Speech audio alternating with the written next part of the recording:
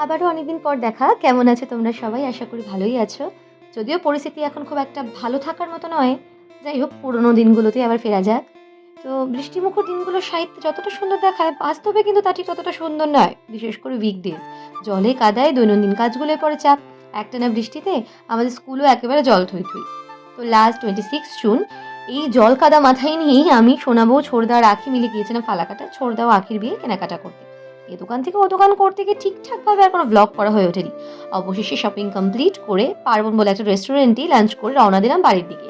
এই ফালাকাটা টু মাদারিহাট রোডটা না অনেকটা জসীমউদ্দিনের লেখা গ্রাম বাংলার কবিতাগুলোর মতোই। প্রকৃতি যেন হাত বাড়িয়ে ডাকছে ওর মধ্যে বিলীন হয়ে যেতে।